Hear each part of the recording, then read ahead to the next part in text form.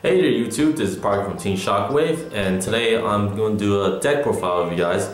This time will be the Photon Galaxy. If you guys haven't seen the video of my match against aliens, there will be a annotation to lead you to the match here if you wanted to see that first. But this time, this deck profile is going to be a little bit more different. Like I mentioned about my match, it's gonna be it was OCG cards. I had Photon Galaxy, was it Cloud Dragon, Galaxy Soldier, and cards like those that's exclusive for OCG. So we're not gonna see them in Primal Origin, but there may be a small chance, but who knows. For this deck profile, it's going to be all TCG exclusive. Just be sure that you guys can play it during your locals or your tournaments. Let's get started with that. So let's start the monster lineup. I played 3 Galaxy Photon Dragon. It's a must-have. You cannot play the deck without it. It combo in very well with 3 Galaxy Knight. Allow you to normal summon without tribute if you control a Photon or Galaxy monster, and if you do, you can special summon 1 Galaxy Eyes Dragon from your graveyard in face of defense. If you do that, then your monsters lose 1,000 attack point, which makes it 1,800 attack for the rest of that turn. But if you do happen to tribute summon for it, it does not gain the effect, so keep that in mind. I played 3 Photon Drashers. It's a very good level 4 monster. Special summon it if you control no monster, but if you have any monster while it's on the field, you can attack. 2,100 attack is very big when it comes to a level 4 monster. This usually helped me open up with rank 4 plays, or just forcing my opponents to just play their back rolls. I also played 3 Wizard. Wizard is also a great option of going to a level 4 or even level 8. Wizard's effect is basically once a turn you can make its level gain by 4, so making it a level 8, or you can tribute this monster to add a Galaxy card to your hand. And so when I mean Galaxy card, it could be both monsters or spells. Next, I'll play 3 Photon Satellite. Satellite is also there for giving me my rank 5 plays. So the ideal is just basically special summon Photon Drasher and then normal summon Photon Satellite.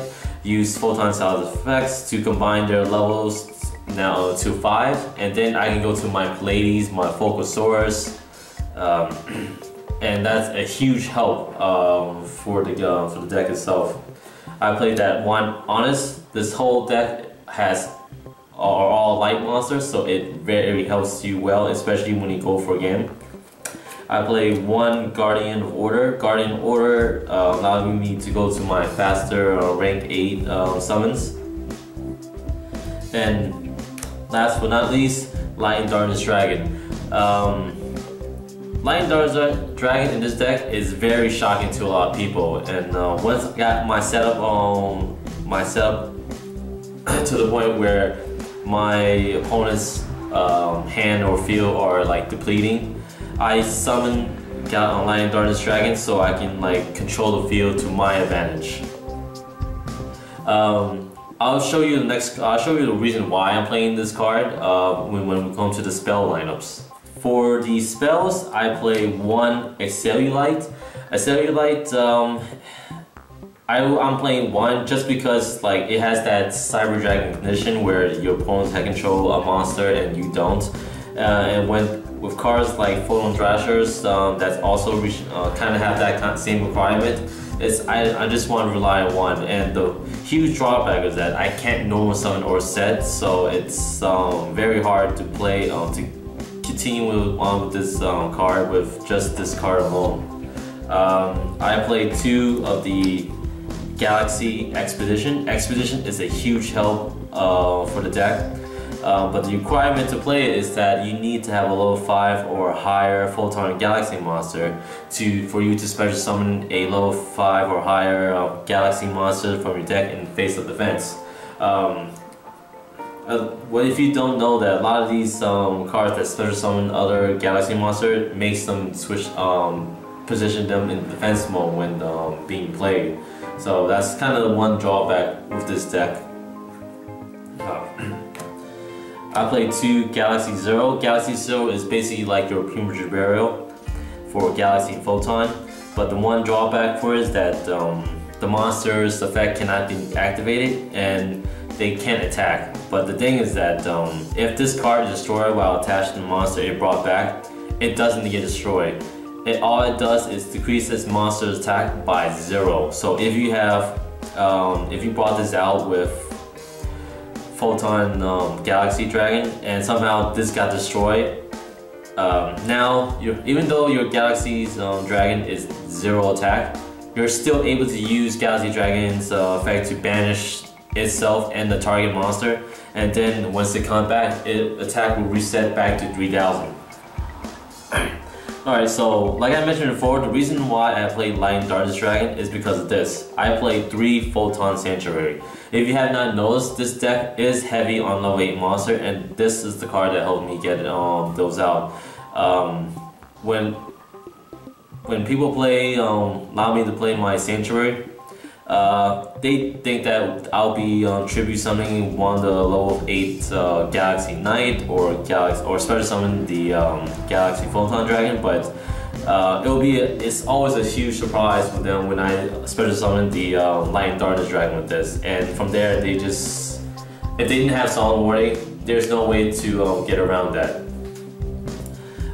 Like I said before, this deck is heavy on level 8, so I play Trade-In. Trade-In does tremendous job of giving you that draw power, at the same time dumping your Photon Galaxy monster into the graveyard. The ideal card you want to send to the grave is basically Photon Galaxy Dragon.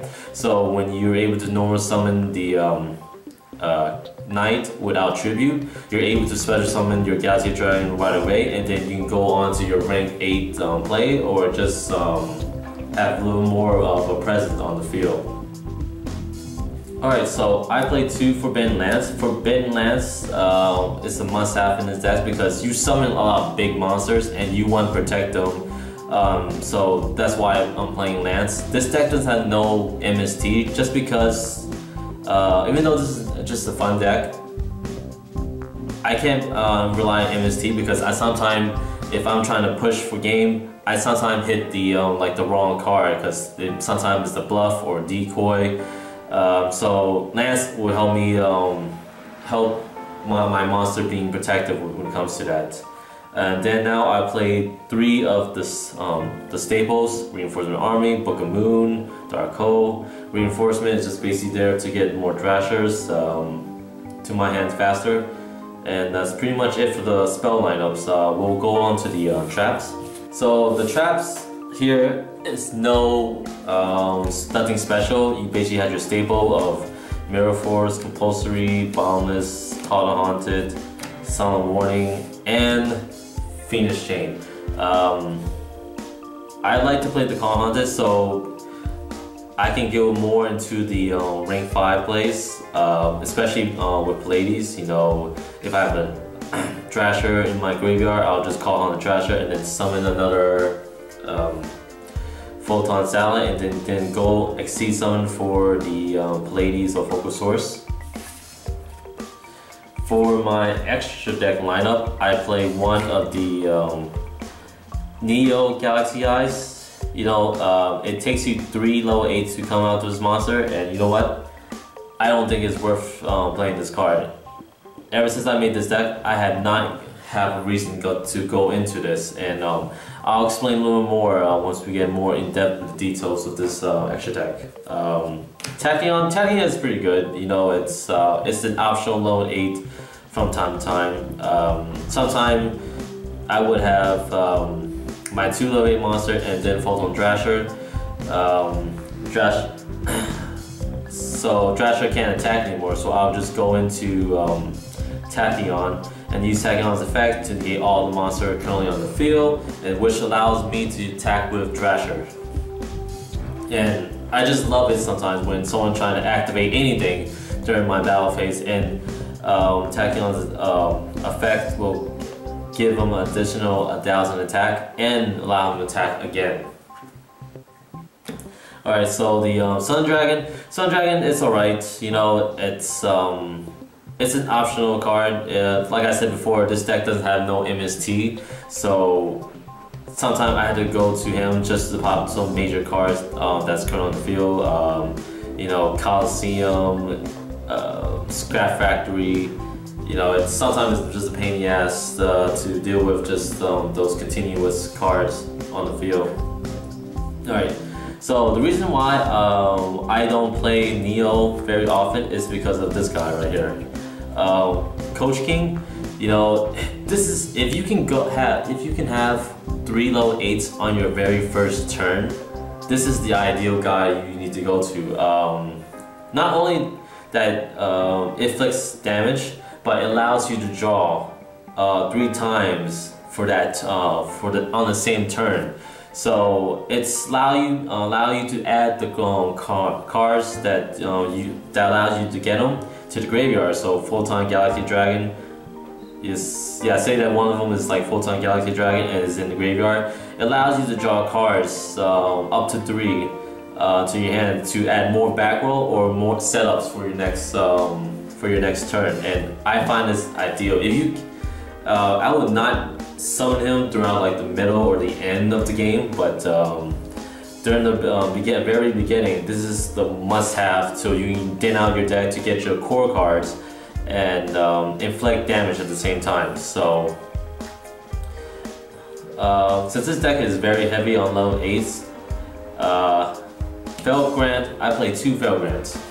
Felgrant is a must-have. You cannot play a deck that plays level 8 without Felgrants, because it's a very protective card. You need it as much as possible. Like, this is when you can go level 8, this is the #1 guy I usually go to. Like 90% of the time I will go for him, just so I can know that I can protect my monster when it's summoned, and think of it like as my own Forbidden Lands for my other bigger monsters like Galaxy, Dragon, or Knight. Let's see. I play one of the Gimmick Puppet. It's very shocking when people see me play this, but there will be times that you want to play it safe, but there'll be monsters on the field that you just need to get rid of. And it's great that Gimmick Puppet would do damage to your opponent if the monster was exceed. But not only that, his effect can be happening twice per turn as well, and that's pretty good. Let's see. So next up, I play Shark Fortress. You know, your generic level 5 Vocosaurus. Also another, it's one of the better rank 5 monsters in the game right now. But my top choice I usually get out is 2 Pallades. Pallades is, think of it as your Brio that can happen anytime in the turn, but only once per turn. I mean once per turn. So it's my ideal play I usually get out is just get out